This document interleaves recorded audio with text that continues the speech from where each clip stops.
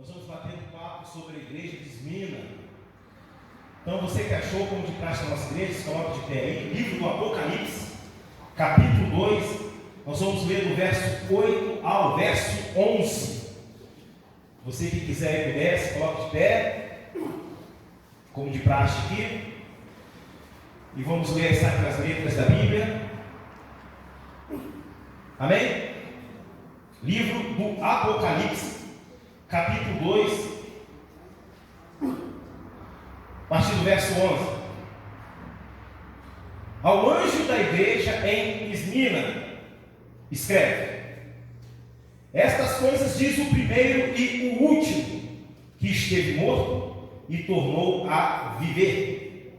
Conheço a tua tribulação, a tua pobreza, mas tu és rico, e a blasfêmia dos que a si mesmo se declaram judeus e não são, sendo antes sinagoga de Satanás. Não temas as coisas que tens de sofrer. Eis que o diabo está para lançar em prisão alguns dentre vós, para que sejais postos à prova e tereis tribulação de 10 dias. Ser fiel até a morte, e dar-te-ei a coroa da vida. Verso 11. Quem tem ouvidos, ouça o que o Espírito diz às igrejas. O vencedor de nenhum modo sofrerá dano da segunda morte. Curva sua cabeça. Obrigado, Senhor, pela tua palavra. Santo é teu nome, gloriosa é a tua presença. Senhor, derrama da tua graça, da tua unção, do teu poder. Deus, eu peço a tua bênção. Venha, Deus, me iluminar, derramar da tua graça sobre a minha vida. Senhor, que da minha boca não saia nenhum recado pessoal, a não ser a exposição das tuas sacras letras, para que os meus irmãos possam se aconselhar com a tua palavra. E assim eu oro, te glorifico em nome de Cristo. Amém e amém. Graças a Deus. Pode sentar, meus irmãos.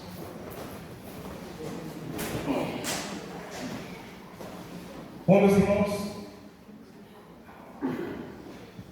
eu quero bater um papo com os irmãos sobre a segunda igreja da Ásia Menor, que é a igreja de Esmirna. A igreja de Esmirna, deixa eu ver aqui, Esmirna. Essa igreja ela tem algumas particularidades. Tanto a igreja de Esmirna, como a igreja também de Laodiceia, tem algumas particularidades. Porém, essa igreja de Esmirna, ela não tem nenhuma repreensão, só tem elogio. Enquanto a igreja de Laodiceia não tem nenhum elogio, só tem repreensão.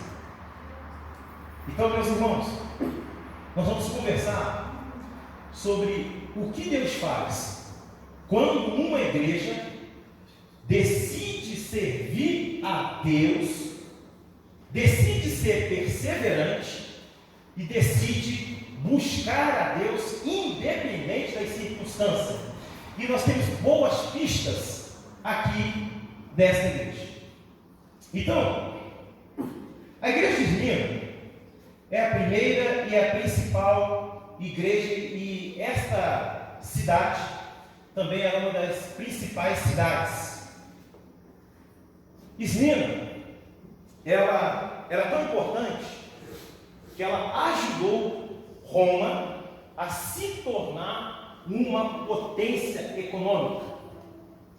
Outro detalhe interessante é que essa cidade, lá da Ásia Menor, onde ficava a igreja, em Esmirna, era uma cidade muito próspera mesmo. Só que daqui a pouco vai haver uma tribulação lá, e os irmãos vão empobrecer por causa da perseguição. Mas tem um detalhe que vai chamar a atenção da gente: os irmãos serão pobres economicamente, mas serão também ricos espiritualmente. E nós precisamos cuidar da nossa vida espiritual. Se você não cuidar bem da sua vida espiritual, as outras vidas, os outros âmbitos, as outras áreas da vida, elas não vão bem. Se você não cuidar bem da sua vida espiritual, será um marido ruim. Se não cuidar bem da vida espiritual, será uma esposa ruim. Será um filho ruim. Será uma filha ruim. Será um amigo ruim. Tudo é fluido de quando a nossa vida espiritual está mal. Quando a vida espiritual está mal, o casamento também balança. O trabalho balança. Tudo fica balançado. A vida espiritual é uma espécie de mola mestra. Ela tem que estar saudável. E nós vamos aprender nesse texto aqui, nesse breve momento que nós vamos conversar sobre essa igreja. Nós vamos observar que os irmãos desta igreja, eles não se curvavam diante dos seus problemas. Eram homens e mulheres espiritualmente saudáveis. Outra coisa interessante, meus irmãos, é que Esmirna tinha um governador, que era um imperador, que era Tibério. E sabe o que eles fizeram? Resolveram a cidade fazer um templo para a adoração do imperador, que era o governante lá chamado Tibério.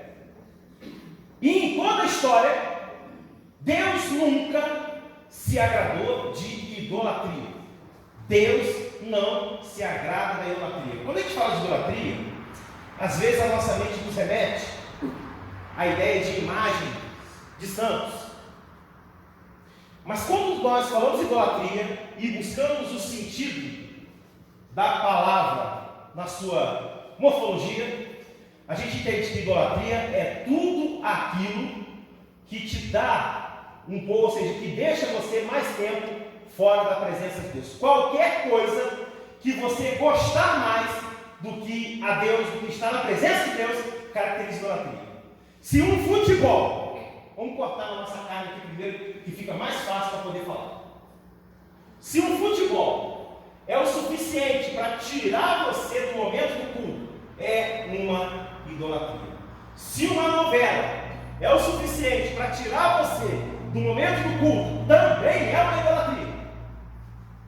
E Deus nunca se agradou da idolatria. Então, essa cidade, Esmirna, ela praticava isso. Outra coisa interessante é que eles vão dar uma aula para nós sobre vida espiritual. Ao final dessa exposição, você e eu vamos fazer aí uma retrospectiva da nossa vida e ver em que grau de espiritualidade nós estamos, através de alguns pontos que eu vou ressaltar para os irmãos aqui. Então, nós temos aqui no verso 8, ele vai dizer: ao anjo da igreja em Esmirna, escreve: estas coisas diz o primeiro e o último que esteve morto e tornou a viver. Então, no verso 8, nós temos uma mensagem de esperança, de fortalecimento. Algumas pessoas estavam ameaçadas de martírio. Então a igreja é encorajada a animar, é encorajada e animada na certeza que Cristo venceu a morte. Se você observar o autor, ele começa a igreja exatamente do mesmo modo que ele vai começar todas as 7 cartas, ao anjo da igreja. Quando ele diz que é ao anjo da igreja, não é somente ao pastor da igreja, mas ele está dizendo o seguinte: a liderança da igreja, aquele que lê esta carta na congregação. De nenhum modo o texto relata uma primazia do pastor ou do líder. Quando ele diz ao anjo, a tradução que nós temos da língua grega vai dar para a gente aqui uma direção sobre essa ideia. Quando ele diz ao anjo, que é a mesma raiz de se escrever ângelo, ele está dizendo o seguinte: olha, esta é a mensagem ou ao mensageiro, aquele que aplica a mensagem. Então, quando ele escreve a carta, ele diz: olha, aquele que estiver pregando, leia a carta. Aquele que estiver ensinando, leia a carta. Aquele que estiver orando, leia a carta. Que carta é essa? Leia a Bíblia. Se você não lê a Bíblia, você está vazio. Não tem nada para poder falar. Eu já disse para vocês, e eu vou entregar para vocês aqui o caduete de um pastor ou de um líder que não conhece a Bíblia e já está sem argumento. Se você estiver sentado em algum lugar, assistindo um pregador, e ele começar a dizer: oh aleluia, irmão da glória, irmão da aleluia, eu quero ouvir a igreja da glória, é porque ele está sem argumento, é porque ele não está conhecendo o que ele quer falar. Então é assim que funciona, meus irmãos. Quando acabar aquilo que Deus te deu, feche a sua boca, porque a outra coisa que você for falar, não se aproveita. Então, por isso, permaneça na igreja onde você tenha um contato com as sacras letras da Bíblia. E vou dizer mais: se o pastor esse que nos fala começar a destoar da palavra de Deus, o que você tem que fazer?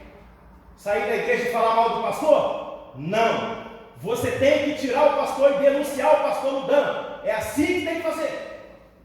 Como assim? Sabe por quê? Porque aconteça o que tiver que acontecer, se na igreja ficar apenas a tua família, você tem que cuidar para que a sua família tenha acesso às sacras letras da Bíblia, a palavra de Deus. Então, quando ele escreve, olha, ao anjo, escreve, ou seja, quem for pregar, fale. Quem for ensinar, leia.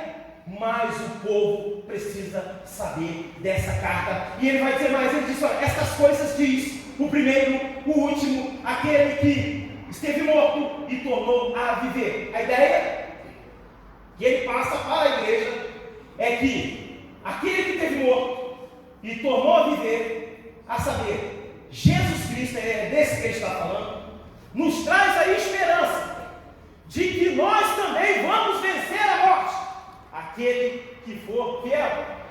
Então, meus irmãos, nós estamos vivendo dias difíceis. Dizem que somente a igreja vai conseguir vencer. O texto vai falar sobre isso. Somente os verdadeiros adoradores que adoram a Deus em espírito e em verdade vão vencer. Os dias são tão estranhos que as pessoas hoje, elas se desviam da igreja por qualquer motivo.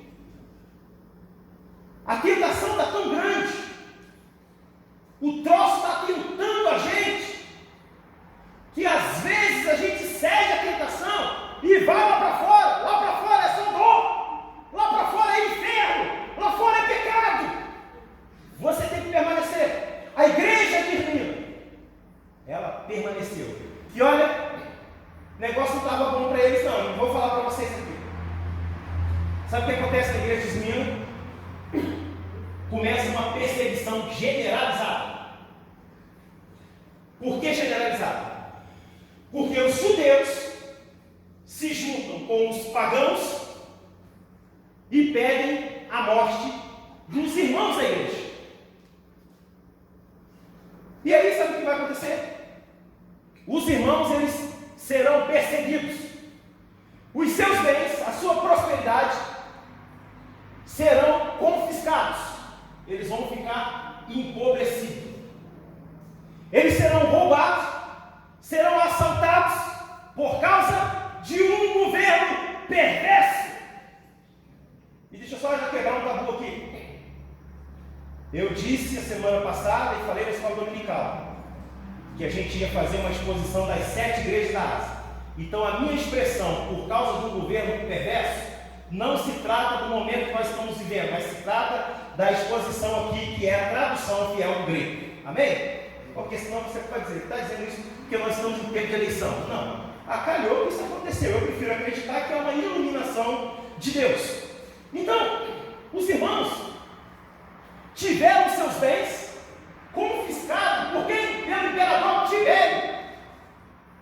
Esse imperador chegou lá e vai fazer o seguinte: nós vamos matar os crentes de fome. E se eles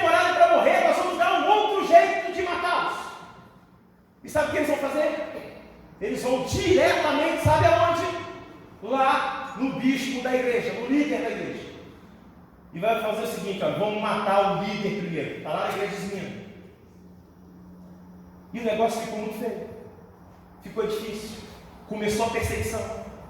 E como a perseguição não estava adiantando, os crentes da igreja desviando não eram crentes fracos, como muitos de nós hoje. A gente tem medo de falar as coisas no púlpito e depois chegar uma carta na nossa casa dizendo: você tem que ir lá na justiça responder, porque você disse que homem é homem, mulher é mulher, como se isso fosse crime. Então, como a gente está com medo disso, a igreja não tem milagre.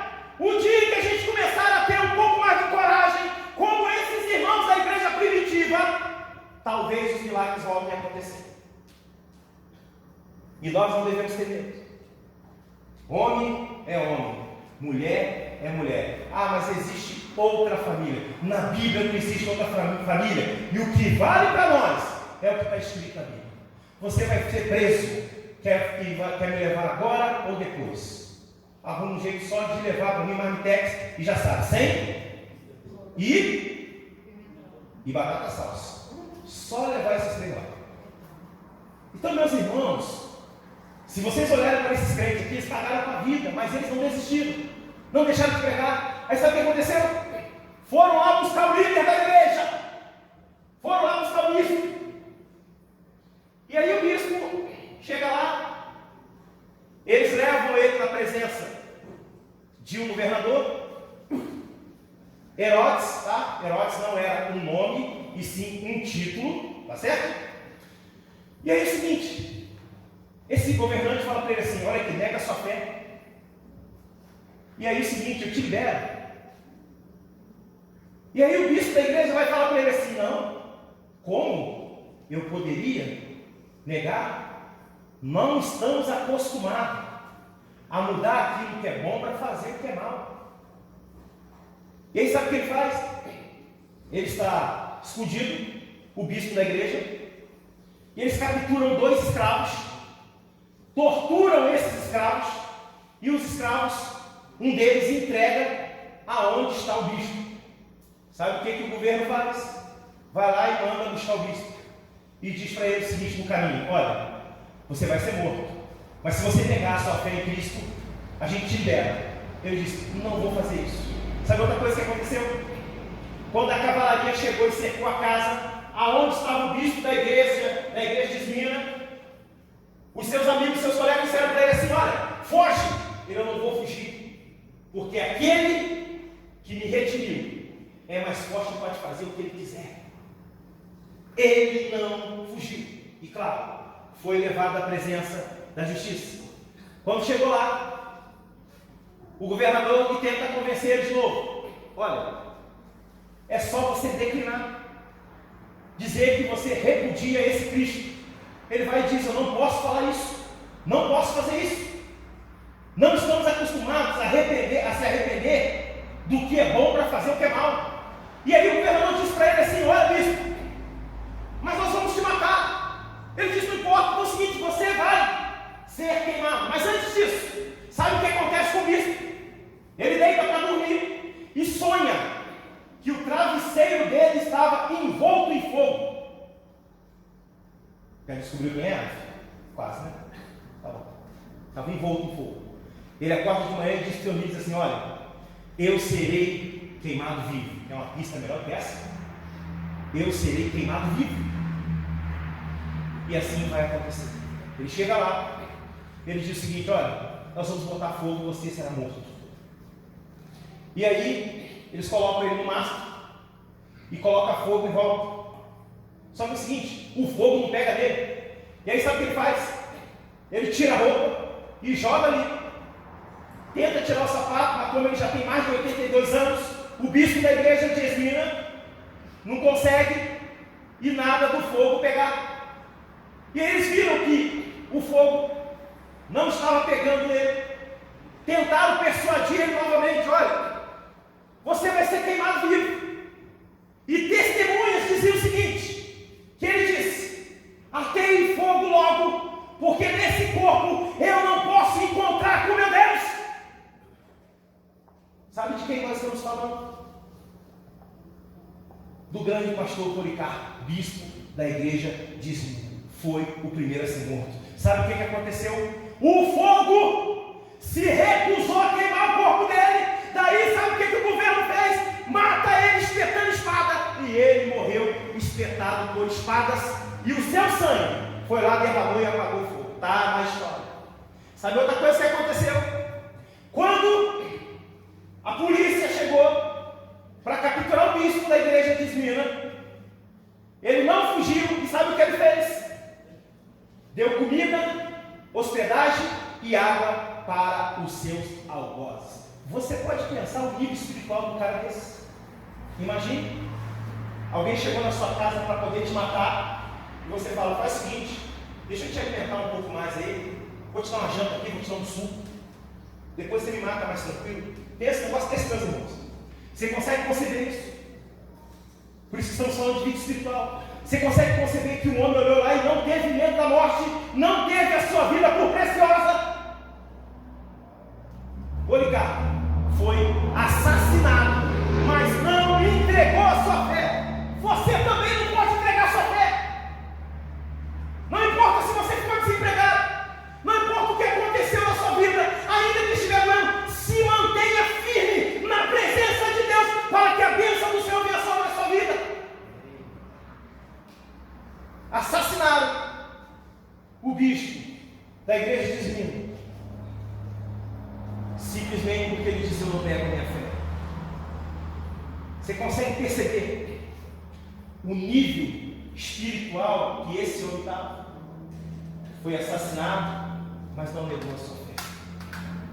Sabe, meus irmãos, talvez isso faça um pouco mais de sentido quando o finalzinho do texto diz: ser fiel até a morte e dar-te a coroa da vida. Sabe uma outra coisa que acontece? É que Policarpo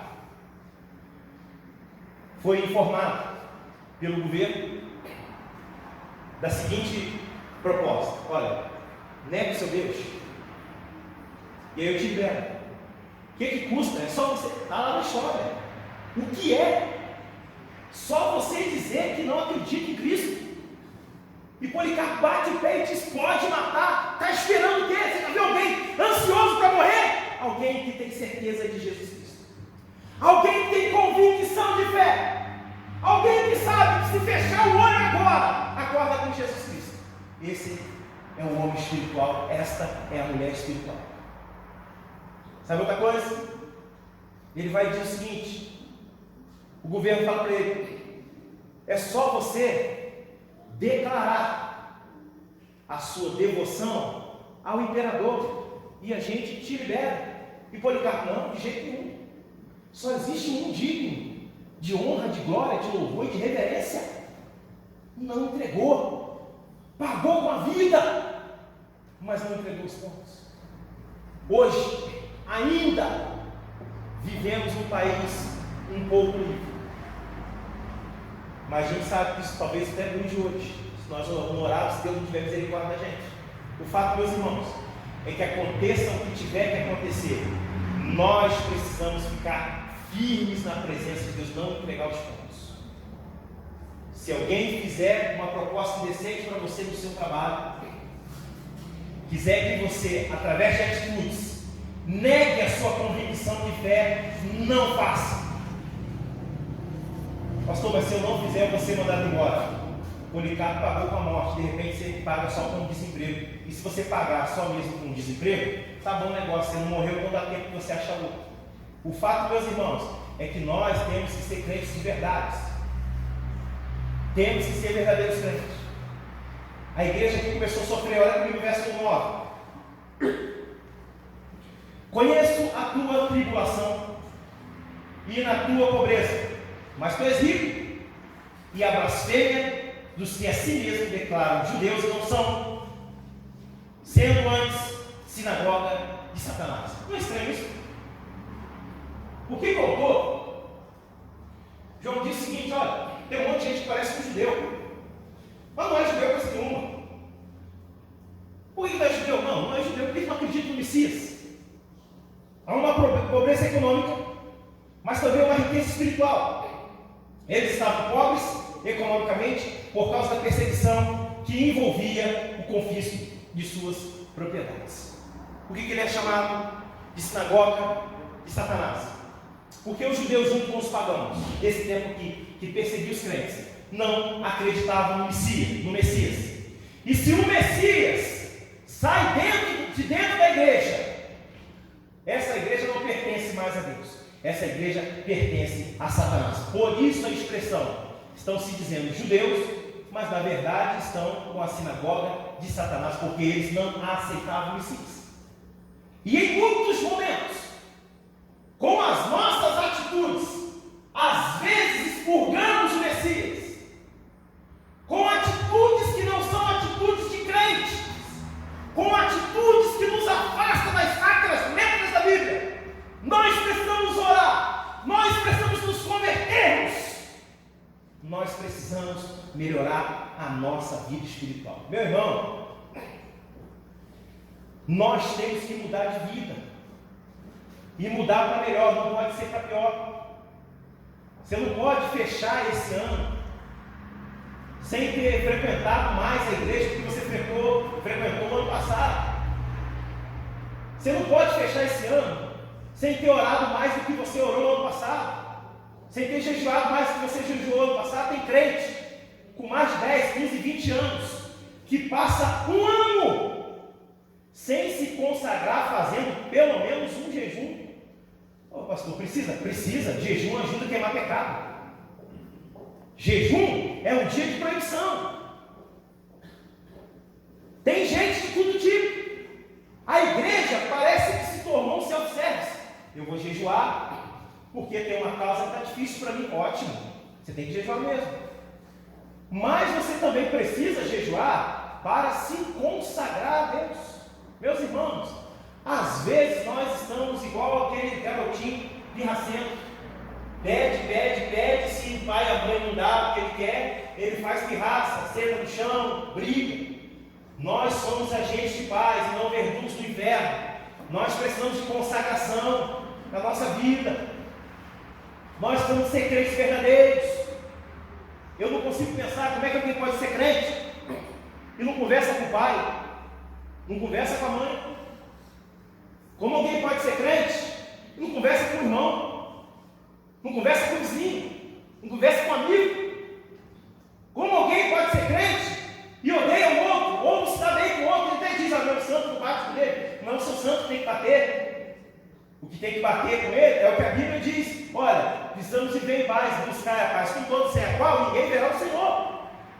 Por isso que a gente está em dias difíceis. Como Deus vai fazer milagre? Como Deus vai operar? Nós temos que fazer isso. A gente começou a passar um período na igreja aqui, de esvaziamento da igreja. Chegamos tudo aqui com 34 pessoas.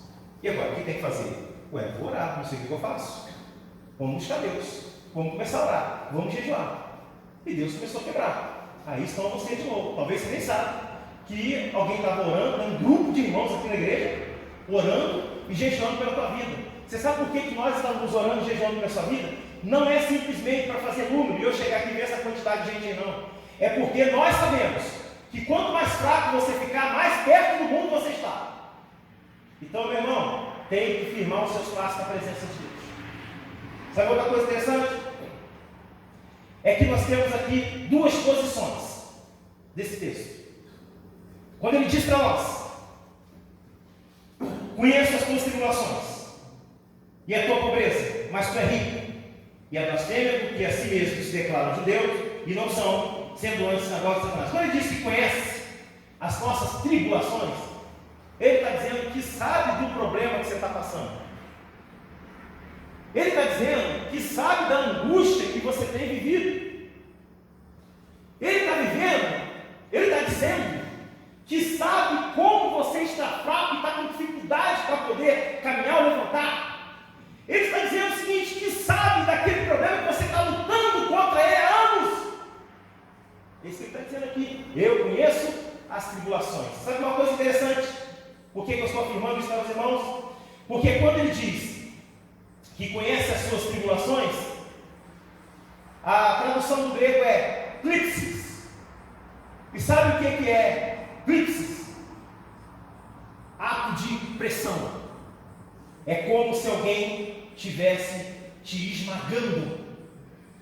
De repente, você tem um problema que está te esmagando, está tirando o seu sono, está tirando a sua paz. E é exatamente disso que o texto do Apocalipse está dizendo. Olha, eu conheço o que está te esmagando, eu conheço a pressão que você está sofrendo, eu sei da situação que você está vivendo. E ele diz, porém, mas, que é uma condição adversativa, em relação a esse sofrimento, a essa pressão que você está vivendo, você é rico. Sabe por quê? Porque a sua espiritualidade continua alta. Você sabe quando nós vamos conseguir crescer? Quando a gente conseguir permanecer na fé frente aos problemas. Eu li um artigo uns tempo atrás, tem algum tempo já, estava falando sobre os empresários japoneses que, quando fracassam, se suicidam. Você já ouviu falar? Vamos pensar sobre isso. Nós não estamos falando de alguém que está em depressão, não estamos falando de alguém que está em melancolia, e não estamos falando de alguém que talvez teria problemas psicossomáticos. Estamos falando de alguém que não aceita a possível derrota dele, então ele prefere morrer. Na verdade, eles atirarem na cabeça é uma forma moderna dos antigos ritos dos samurais. Quando eles perdiam a guerra, eles se suicidavam. Agora pensa você, em qualquer âmbito da vida, se você estiver fracassando, dê glória a Deus, porque significa que você é humano. O único que não fracassou e nunca vai fracassar é Jesus Cristo. Louvado seja o nome do Senhor. Aleluia. Então, meus irmãos, o fracasso, ele é para te deixar mais forte, não é para te matar. Você tem que sair fortalecido a cada luta, a cada problema. É como se você estivesse indo para uma academia. A cada exercício físico que você faz, vai fortalecendo os seus músculos. Daqui a pouco você está no Hulk de Jesus. Então nós precisamos buscar a Deus e entender que, independente das circunstâncias, precisamos focar no reino de Deus. A igreja de Esmirna, ela fez isso. Começaram a mataram o seu líder, começaram a prender os irmãos, começaram a tentar destruir a igreja, mas a igreja permaneceu. Esmirna hoje é próximo lá da região onde nós conhecemos como Turquia. Então, meu irmão, acredite, se você estiver sofrendo uma pressão, estiver sofrendo uma dificuldade, se você olhar para a Bíblia e começar a pesquisar a história desses irmãos aqui, você vai ver que esses irmãos sofreram. Qual que é a diferença desses irmãos para nós? É que a gente entrega os pontos muito fáceis. Se tem problema com o marido, não vai à igreja. Se tem problema com a esposa, não vai à igreja. Se tem problema no trabalho, não vai à igreja. Imagine só, você acorda, trabalha, e aí você diz para mim, olha, pastor, domingo é o dia de descansar. Não, você vai descansar na glória. Pastor, domingo é o último dia que eu tenho, mas imagine só se seu chefe te convoca para trabalhar domingo. Você só vai falar para ele, não, se você for funcionário público, né? E olha que esse negócio está mudando. Mas se você tiver numa repartição privada, falou, não, meu irmão, acredite, a hora que tiver um enxugamento de quadro, seu nome está na fila, sabe por quê? Porque a empresa não pode contar contigo, e aí então eu tenho que te provocar. Por que se a empresa te convocar, você vai, e para a igreja qualquer dor de cabeça impede você? Meus irmãos, que coisa louca é essa? Que momentos difíceis que nós estamos vivendo. Transparece que às vezes a gente torce para dar um problema na hora de ir para a igreja, para a gente ter o que falar porque não foi para a igreja. Eu já disse a vocês, às vezes eu fico pensando, e agora? Pergunta esse irmão, por que esse irmão não foi na igreja? Porque o irmão ele vai inventar alguma coisa para poder me falar. Então eu mudei a pergunta. Quando eu mando uma mensagem, eu digo, senti sua falta na igreja. E eu provoco de novo. Você teme mais o seu patrão ou teme mais a Deus? Não, pastor, teme a Deus. Você não teme a Deus. Ah, pastor, eu temo a Deus sim. Não, você não teme a Deus. Se você temesse a Deus, você participaria. Pastor, mas eu estou em comunhão em casa. Não, em casa não tem comunhão. O que foi estabelecido pela Bíblia é o ajuntamento dos crentes. Por isso que quando a gente estava na pandemia, eu sustentei aqui no culto, até escrevi um artigo a respeito disso, lá no Jornal da Denominação, dizendo o seguinte: a igreja, ela não vai mudar. Por que a igreja não vai mudar? Porque se a igreja mudar, nós vamos ter que afirmar que o Covid pegou Jesus de surpresa. E Deus não é surpreendido por nada. A igreja é o ajuntamento dos crentes. Não tem como fazer batismo online. Não tem como tomar a Santa Ceia online. Imagine só. Pensa que cena bizarra seria para nós os crentes. Eu na frente do computador e digo: olha, eu te batizo em nome do Pai, do Filho e do Espírito Santo. Aí você joga um pouco d'água na sua cabeça: Pai, Filho, Espírito Santo. Pensa bem. Isso é estranho. Mas isso é muito estranho para nós. Não é esse o modelo. Acredite, meus irmãos. O governo do mundo está na mão de Deus. E o dia que Deus executar juízo, não estaremos aqui em nome de Jesus. Ele vai simplesmente vir e cobrar tudo aquilo que Ele fala pelos seus profetas, pelos seus pastores. Isso vai acontecer. Então, meu irmão, seja crente. Nós temos dois tipos de Israel na Bíblia: o Israel literal, que é os judeus, e o Israel espiritual, que é a igreja, que são os adoradores. E você vai achar essa referência aí sobre o Israel espiritual, você vai achar lá em Romanos 2, 28 e 29. Ele vai falar o seguinte: que o sacerdote agora não é apenas um sacerdote simplesmente litúrgico, mas é um sacerdote adorador. Ele vai dizer lá também que a circuncisão não é uma circuncisão agora que corta o prepúcio da carne, mas é uma circuncisão do coração. Ele está dizendo que a igreja é uma igreja espiritual. Louvado seja o nome do Senhor. Há uma igreja espiritual. Teologia vai chamar de igreja invisível. É exatamente aquela igreja que a gente não vê. E você tem que ser exemplo. Tem que dar frutos de arrependimento. Verso 10. Ele vai dizer assim: não temos as coisas que tens de sofrer. Eis que o diabo está para lançar em prisão alguns dentre vós, para seres postos à prova, e tereis tribulação de 10 dias. Ser fiel até a morte, e dar-te-ei a coroa da vida. Aqui tem uma boa notícia. A expressão de tribulação em 10 dias denota um tempo, para nós aqui, um tempo que acaba rápido. Segundo os historiadores, esse período de tribulação que o texto fala, não foi uma tribulação mundial, e sim uma tribulação local. Só esses irmãos aqui da igreja de Esmina que sofreram, os outros não sofreram. Por isso a expressão, tereis tribulações de 10 dias. Ou seja, a tribulação será durante um período pequeno, mas foi o suficiente para machucar os nossos irmãos. Para falar a verdade, independente do tempo que o sofrimento dure, ser menos ou ser mais, sofrer nunca é bom. Já dizia o filósofo, o indivíduo, o ser humano, tem a tendência de buscar o prazer e fugir da dor. Então tudo aquilo que é desconfortável, tudo aquilo que machuca a gente, tudo aquilo que magoa a gente quer distância. Mas o crente não faz isso. O crente enfrenta, como os crentes da igreja dizem, permanece, está sofrendo, mas servem a Deus, eles não largam os irmãos.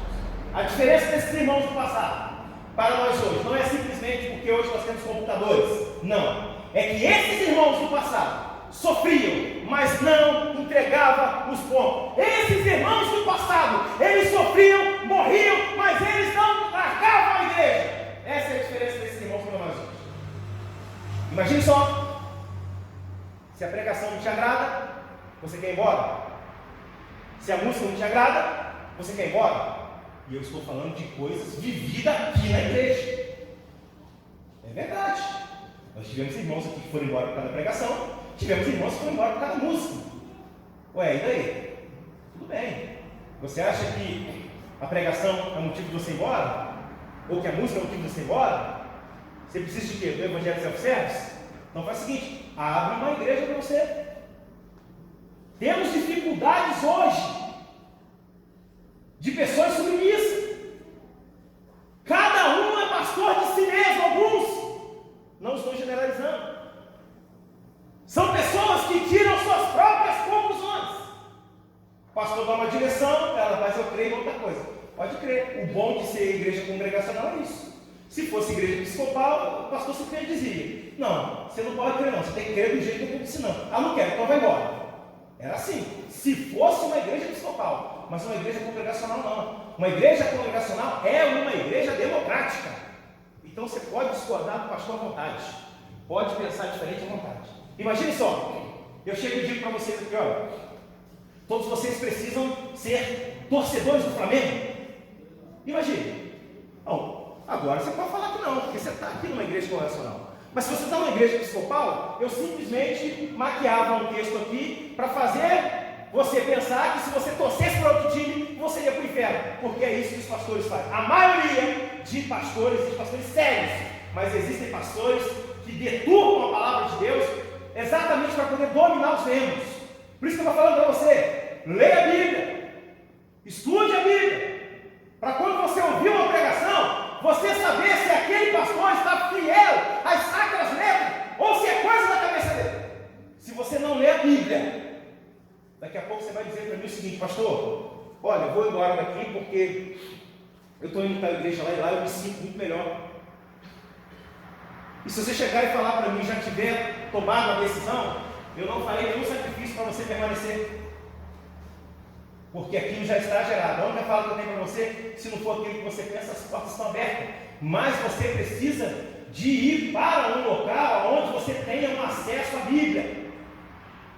O Evangelho precisa confrontar o seu pecado. O Evangelho precisa confrontar o meu pecado. Eu tive agora, sábado, no encontro de pastores e esposa.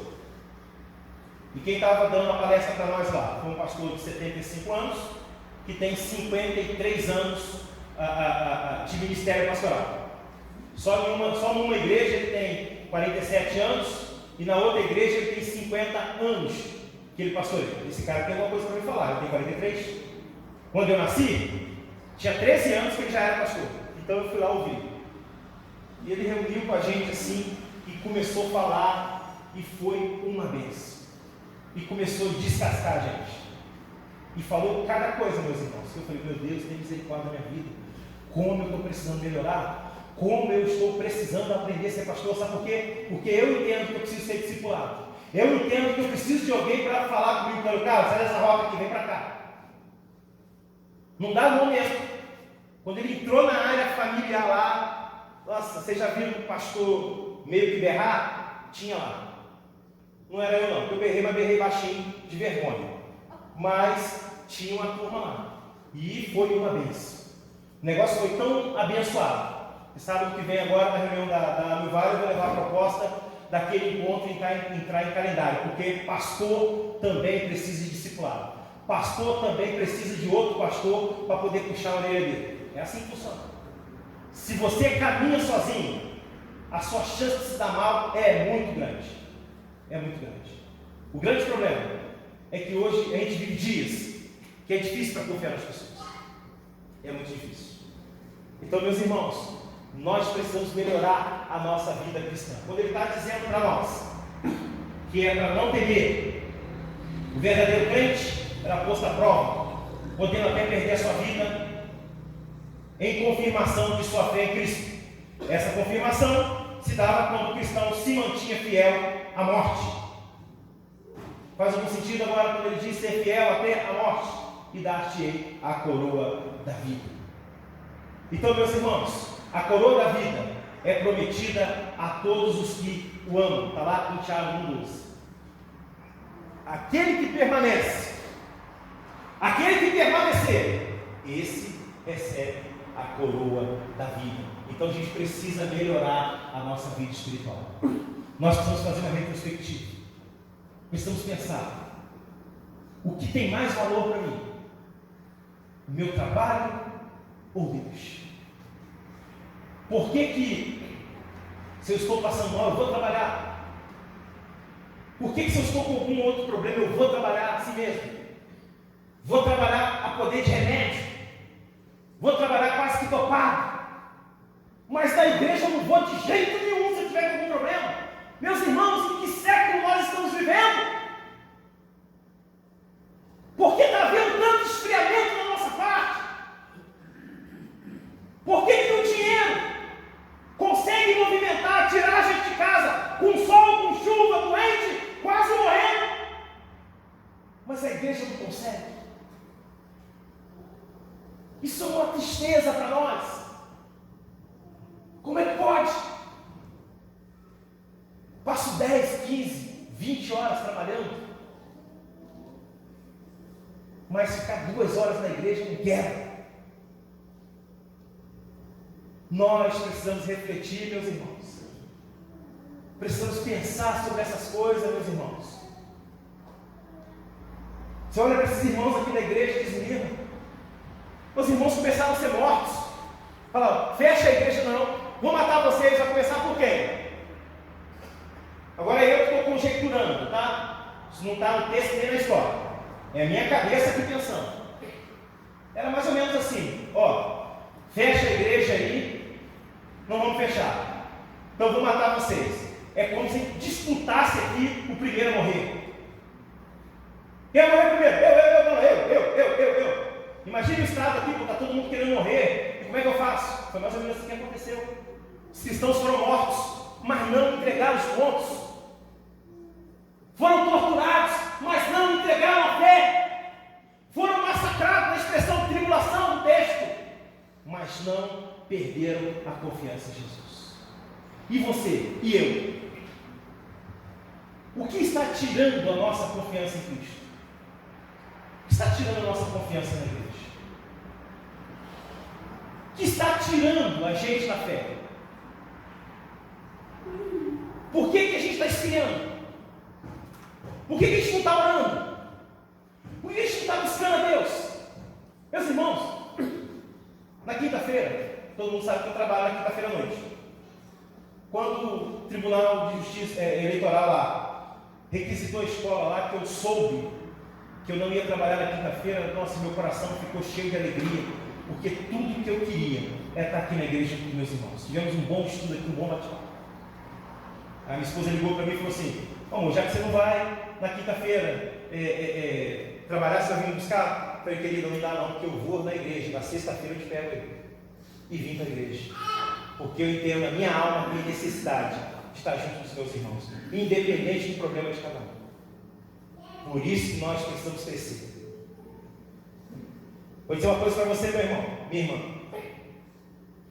Se você estiver esperando uma igreja perfeita aqui na terra, não tem. Se você estiver pensando o seguinte: eu quero ficar num lugar onde não tem ninguém falso, eu quero ficar num lugar onde ninguém fala mal de ninguém, eu quero ficar num lugar onde ninguém repara em ninguém, eu quero ficar num lugar onde ninguém olha para minha roupa, onde ninguém olha para o meu corpo. Acredite que esse lugar existe? Claro que existe. Você só precisa morrer para chegar lá. É simples assim. Esse lugar é o céu, aonde será enxugado do seu rosto toda lágrima, aonde não haverá calor, porque a luz do Senhor será o dia. Esse lugar existe, mas pasmem, senhores e senhoras, esse lugar não é aqui na terra. O lugar aqui na terra é, como eu digo desde o primeiro dia que eu pisei aqui: aqui é o lugar da arca, mas é melhor conviver com o mau cheiro dos animais dentro da arca do que morrer afogado lá fora no dilúvio. Então acredite, aonde tem gente, tem problema. O que você tem que ter é maturidade e lidar com a dificuldade e com a fraqueza de cada um, porque em algum momento você também é fraco. Então tenha paciência com as pessoas, porque em algum momento você precisará que alguém também tenha paciência contigo. Por isso nós precisamos crescer espiritualmente. E qual que é o exemplo desses irmãos? Verso 11, fechando. Quem tem ouvidos, ouça o que o Espírito diz às igrejas. O vencedor, de nenhum modo, sofrerá dano na segunda morte. Louvado seja o nome do Senhor. O maior prêmio que o Senhor Deus deu à igreja é não passar pela segunda morte. Mas para isso, tem que vencer a jornada. Está aí em Apocalipse 26. Então ele diz aqui, olha, ao que vencer, ao que tolerar, ao que não abandonar, qual é o prêmio? Ele não passará pela segunda morte. Tem duas mortes. Uma é comum para todo mundo, que é a morte do corpo. A segunda morte é para os desobedientes, para aqueles que não herdarão a vida eterna. A segunda morte é o inferno. E ele existe sim, isso não é filosofia não, isso é Bíblia, existe. Então ele está dizendo que se você for fiel até o final, até a morte, você recebe a coroa da vida e não passa pela segunda morte. Então, meu irmão, vamos buscar a Deus, vamos buscar o Senhor, vamos colocar nossa vida diante de Deus, para que o Senhor possa derramar da tua graça, da tua unção e do teu poder. Escolhe de pé.